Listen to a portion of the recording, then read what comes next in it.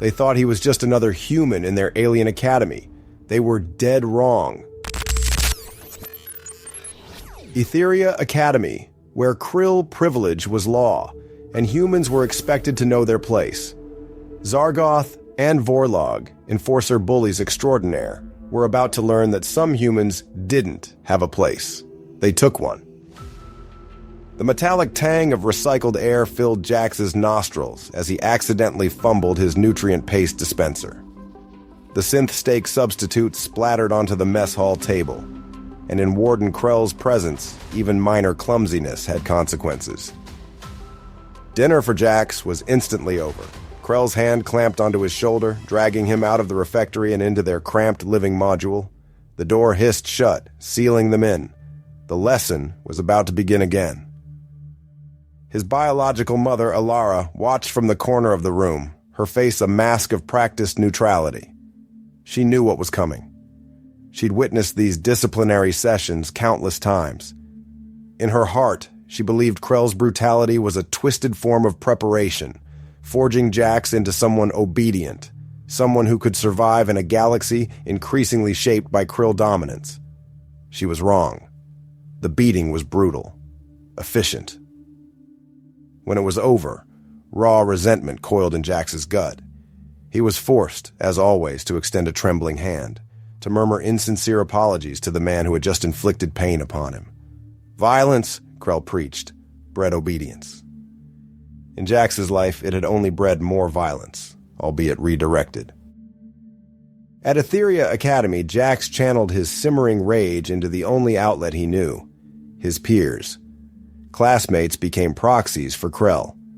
A harsh word, a perceived slight, any spark could ignite his volatile temper. One day in the Academy's sparse training gym, Jax completely lost control. A sparring session with a human student, nominally a friend, devolved into a savage, uncontrolled assault. The other students, mostly human, mostly smaller, simply watched, paralyzed by Jax's brutal reputation, his volatile aura. The aftermath landed Jax squarely in Administrator Grocknar's office. The principal, a weary human bureaucrat, had reached his limit. Expulsion was swift, unceremonious. "Zero tolerance," Grocknar declared, his voice flat, devoid of emotion. As Jax was escorted out, Grocknar added a veiled threat, something about reporting to the Krill liaison office. Jax didn't care. He'd expected it. Unbeknownst to Krell, Alara, haunted by guilt and a sliver of hope, had sold a cherished family heirloom, a pre-collapse Earth artwork, now ludicrously valuable, to establish a fund for Jax's future education. She arranged a meeting with Commander Valerius, an old family friend, a human legal expert known for navigating the treacherous waters of Krill-influenced jurisprudence. Valerius, sharp-eyed and pragmatic, met Jax and Alara in a sterile corporate lounge in Neo-Viridian City. He handed Jax a platinum-etched card, the logo of Goldman Sachs Interstellar Law gleaming faintly. "Call if you need anything, Jax," Valerius said, his voice calm but firm. Jax stared at the card, confusion warring with his usual resentment. After Valerius departed, Alara finally admitted her disappointment, her voice laced with a weary sadness. Then came the unexpected twist. "I've already enrolled you at another academy." "Etheria," she announced, the name hanging heavy in the air. "All boys boarding station." Her voice was firm now, pleading. "This is your last chance, Jax. Graduate. Just graduate." Jax nodded, a hollow promise forming on his lips. He would graduate. One way or another, Etheria Academy loomed against the Viridian Nebula's swirling gases, a massive orbital station bristling with sensor arrays and docking arms. Jax, clad in the Academy's standard Dior Galactic uniform, his hair regulation short, felt a familiar sense of alienation. His assigned roommate, Kalen, turned out to be a surprise. Quiet, undeniably intelligent, and human. They found an easy camaraderie in their shared humanity, a silent understanding in the shadow of Krill dominance. That evening, the mess call chimed through the station's comm system. Jax and Kalen joined the flow towards the refectory. It was there, amidst the clatter of nutrient dispensers and the low hum of conversation, that Jax encountered Rylan, who quickly filled him in on Etheria's brutal social ecosystem. "Treatment here? All about status," Rylan explained, nervously adjusting his uniform. "Krill first, of course." Just then, a booming voice shattered the relative calm. Zargoth, a hulking Krill student lounging at a privileged table, pointed a thick finger at a human student several tables away. Beside him, Vorlag, equally massive, casually activated the miniature Grav-Lev thrusters on his Bentley Orbit cruiser key fob, the subtle hum a blatant display of wealth and power. The targeted human student, clad in drab generic station wear, flinched visibly. "Krill privilege," Rylan whispered, "was absolute at Etheria. Zargoth and Vorlag, scions of powerful Krill families, were untouchable, and they were Krill enforcers, student leadership in name only." Later, Kalen, ever cautious, suggested a smoke break. Jax, remembering Alara's desperate plea, initially refused. Rylan, overhearing, warned of severe penalties if caught by the enforcers, but Kalen, ever persuasive, produced a sleek Davidoff Nebula vape pen, its vapor subtly scented and undeniably alluring. Jax, his resolve fraying, gave in. One rule broken wouldn't be the end of the world, he reasoned. He was wrong. Breakfast the next morning was interrupted by Zargoth's booming summons. He and Vorlag, flanked by a retinue of smaller Krill and obsequious humans, approached Jax and Kalen's table. "New meat," Zargoth rumbled, his voice laced with casual contempt. "Initiation time." Jax, his ingrained defiance flaring, refused outright. The consequences fell immediately on Rylan, who happened to be nearby. Zargoth backhanded Rylan across the head, the sickening crack echoing through the refectory. Rylan crumpled, unconscious. Medical droids hovered instantly, whisking him away. That night, the message came via station comm, a summons to Zargoth and Vorlag's headquarters. A lavishly appointed private study suite, another perk of Krill privilege. They ordered Jax to clean a pile of grimy boots and Krill carapace polish. Jax, his fury simmering, simply walked out. Vorlag, enraged, turned to Zargoth. What now? Zargoth surprisingly remained nonchalant, idly polishing his Rolex Cosmos Explorer chronometer with a microfiber cloth. "Let him stew," Zargoth rumbled. "For now." Later, Jax recounted the events to Kalen. Kalen's usual calm demeanor cracked. "You can't disobey them, Jax," he pleaded, his voice tight with fear. They punish everyone who defies them." Jax, hardened by years of Krell's lessons, shrugged it off. Fear wasn't in his vocabulary anymore, only simmering rage and a stubborn refusal to submit. He wouldn't follow their orders, ever. That night, they brainstormed, a futile exercise. How to stand up to Krill bullies without resorting to violence. Impossible, it seemed. Fear was too deeply ingrained. Obedience was the default setting for most humans at Etheria. The next day, in a crowded corridor, Vorlag deliberately bumped into Jax. "Apologize, human," Vorlag snarled, his chitinous face inches from Jax's. Jax, refusing to back down, retorted, "You bumped into me." Vorlag's rage erupted. A challenge was issued. A duel in the Academy's deserted training arena that night. Later, Kalen and a still bruised Rylan tried to dissuade Jax. "They never fight fair," Kalen warned. "Enforcers. Their whole gang." That evening, for a fleeting moment, Jax considered accepting, but Alara's desperate plea echoed in his mind. Graduate. He couldn't afford another expulsion. He retreated to their module, tension coiling in his gut. Kalen, sensing his turmoil, offered him another Davidoff Nebula vape. Meanwhile, in the arena, Zargoth, Vorlag, and their cronies waited. Hours passed. Jax never appeared. Zargoth, basking in the cheers of his lackeys, smugly declared Jax a coward, a human rat. The next day, Zargoth, in his self-appointed role as Enforcer President, launched a public condemnation of insubordination. Jax's name topped the list. A mock trial was staged in the refectory. Zargoth, presiding, sentenced Jax to a month of detention and a ludicrously symbolic punishment, digging a 1-meter trench around the perimeter of the Academy's hydroponics bay, a task designed to be both physically grueling and publicly humiliating. Jax labored under the artificial sun lamps, the hydroponic scent clinging to his uniform. He missed dinner that night, the trench still unfinished. Eating alone in the deserted refectory, he was approached by Lyra, a human cafeteria worker. She seemed intrigued. "You remind me of my brother," she said, her voice soft, her eyes studying him. "Same defiance. Never bowed down to anyone." Later, as Jack stood outside the refectory taking a furtive puff from a scavenged cigarette, a cheap Earth brand, Marlboro Red, a stark contrast to Kalen's luxury vapes, Lyra appeared again. "Those things will kill you, you know," she said, a hint of amusement in her voice. "Smell them a mile off." Then, unexpectedly, she leaned in, kissed him quickly, and hugged him close. Rules, regulations, Krill oversight. None of it mattered in that fleeting moment. Expulsion for him, termination for her. The consequences were catastrophic.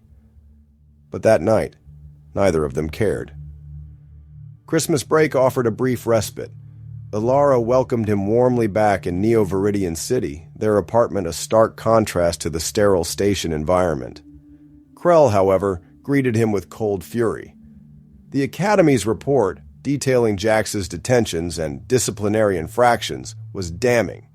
Krell's lecture morphed into a familiar, brutal correction. "Nobility demands respect," Krell snarled, his voice tight with Krill-approved dogma. "Obedience is not optional." The whip descended. Ilara, her face averted, offered no intervention. Returning to Etheria felt like plunging back into a pressure cooker. Jax's first instinct was to find Lyra. Under the pale glow of the station's artificial moon, they met in a secluded observation deck. Their reunion a silent, desperate embrace, a shared hunger for connection in a cold, alienating world. Meanwhile, Zargoth and Vorlag, predictably, were plotting their next prank. Dirty water poured over Jax and Kalen in their sleep. The icy shock jolted them awake. Cleaning up the mess, Jax's rage solidified. Payback was due. He scooped up the remaining sludge, crept into Zargoth's lavish suite, deactivated the mood lighting, a Philips Hue galactic system no doubt, and dumped the filth over the sleeping Krill. Breakfast the next morning was a calculated performance. Jax entered the refectory, sniffing the air theatrically. "Something smells," he announced loudly, wandering the tables, feigning disgust, finally stopping directly in front of a bewildered Zargoth. "Stink." "You," Jax declared, the single word echoing in the stunned silence. Zargoth erupted. A fist smashed into Jax's face, followed by a brutal flurry of blows. Jax, remembering Ilara's plea, didn't fight back. He absorbed the beating, a grim satisfaction warring with the pain. The principal and academy staff present at their usual table pointedly ignored the violence. Lyra, witnessing the assault, rushed forward. "Stop it, Zargoth!" she cried, her voice ringing with genuine concern. Frustrated by Jax's unexpected resilience, Zargoth and Vorlag shifted their focus. Their new target, Kalen. During lunch, Zargoth summoned Kalen. Kalen, standing his ground, refused. After final classes, the challenge came. A forced duel in the training arena. Punishment for disobedience, Zargoth promised. It was a calculated provocation, designed to break Jax through his friend. They would gang up on Jax afterward, Zargoth boasted, ensuring no one at Etheria dared defy them again. Kalen, terrified but resolute, accepted. He faced Zargoth, Vorlag, and their cronies alone in the arena. The fight was brutally short. One blow from Zargoth sent Kalen crashing to the Durasteel floor. Humiliated, defeated. Jax arrived, moments too late. He carried Kalen back to their module, tending to his injuries, urging him to rest. Then, his heart heavy, Jax sought out Lyra. Their shared solace that night was desperate, passionate, a fleeting escape from the oppressive reality of Etheria. The next morning, the module was empty. Kalen was gone. His belongings vanished. Only a datapad lay on his bunk. A farewell message. Jax, you're a true friend. Don't give up. Fight them. For all of us. Reading Kalen's words, something shifted within Jax. Resignation shattered. Resolve hardened into steel. He would avenge Kalen. He would fight. Without hesitation, Jax marched into the refectory. He confronted Vorlag. Arena, hour from now, you and Zargoth, both of you. Alone, Jax faced Vorlag and a hulking Krill enforcer, Von Shannon. They were bigger, stronger, confident in their Krill privilege. They were also arrogant, complacent. Jax moved with a speed and ferocity they hadn't anticipated. Both Krill bullies crashed to the ground, defeated, stunned. Zargoth watched from the sidelines, his usual arrogance replaced by disbelief. You're next, Jax growled, his voice low and dangerous. But first, Lyra. He found her in the station's vast kitchen complex. Another human staff member intercepted him, her face grim. Lyra's gone. Fired. Left station hours ago. She handed Jax a sealed envelope. Lyra's farewell. Heartbreak, sharp and sudden, compounded his rage. One of Zargoth's lackeys, witnessing the exchange, raced to inform his leader. Zargoth, seizing the opportunity, raided Jax's module, his cronies tearing through Jax's meager belongings. Lyra's letter was discovered. Zargoth read it, a cruel smile spreading across his face. The secret relationship. Proof of misconduct, expulsion. Guaranteed. Administrator Grocknar summoned Jax. The expulsion order was delivered without preamble. Gross violation of Academy regulations.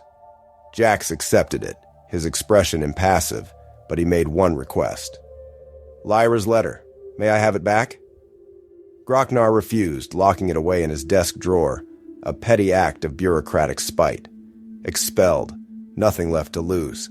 Fury, cold and focused, propelled Jax forward. He tracked Zargoth down to a deserted section of the Academy's arboretum. Confronting him, Jax raised a fallen branch, a makeshift weapon. Kneel, Jax commanded, his voice devoid of emotion. To Jax's surprise, Zargoth, stripped of his cronies and privilege, crumpled instantly. He dropped to his knees, sheer terror contorting his krill features. 10,000 credits, Zargoth stammered, his voice cracking. Spare me! Jax refused, raising the branch. Zargoth broke completely, sobbing, pleading, vomiting in fear. Jax lowered the branch. He cupped Zargoth's trembling face in his hand. I'm not like you, Jax said, his voice quiet but firm. I don't take pleasure in hurting the weak. Jax returned to his module, packed his few belongings. Then, remembering Valerius's card, he activated his comm unit, placing the call. Moments later, Commander Valerius arrived at Etheria, his presence radiating authority. After a brief, hushed conversation with Jax, Valerius strode into Administrator Grocknar's office, interrupting a faculty drinks gathering. Jax followed. He pleaded with Grocknar, demanding reinstatement. Lyra's letter. Grocknar, initially dismissive, faltered as Valerius stepped forward, his voice sharp, his words precise. Systemic corruption, caste discrimination, deliberate negligence. I believe the Stellar News Network would be very interested in Etheria's unique culture. Faced with exposure, Grocknar caved. Expulsion rescinded. Lyra's letter returned. Krill enforcers disbanded. Jax was reinstated. Valerius's intervention had been decisive. Justice of a sort had been served. The remainder of Jax's time at Etheria passed in relative peace. Graduation day arrived. Alara beamed with pride. Krell predictably remained unimpressed, citing Jax's poor behavioral record. Back in their Neo-Viridian apartment, Krell raised his hand, the whip poised. This time, Jax didn't flinch. He grabbed Krell's wrist, his grip like steel. Never again, Jax stated, his voice cold, devoid of fear. He forced Krell out of the apartment, the door hissing shut behind him. The cycle of violence, finally, was broken. Later, Jax met Kalen at Neo-Viridian Spaceport. Kalen, recovered and resolute, was en route to Geneva, Earth to continue his studies. They clasped hands, a silent promise of future reunion passing between them. Jax watched Kalen's transport ascend, a solitary human figure against the vast canvas of stars, a symbol of resilience, of defiance, of humanity's enduring spirit, even in a galaxy dominated by Krill arrogance. The fight, Jax knew, was far from over. But for now, in his small corner of the cosmos, he had won. Turns out, advanced alien civilizations still haven't mastered the art of not being an idiot, especially when humans are involved. Hopefully, Zargoth and Co. are taking notes. Want to see what other lessons the galaxy needs to learn about humanity? Subscribe and share this story.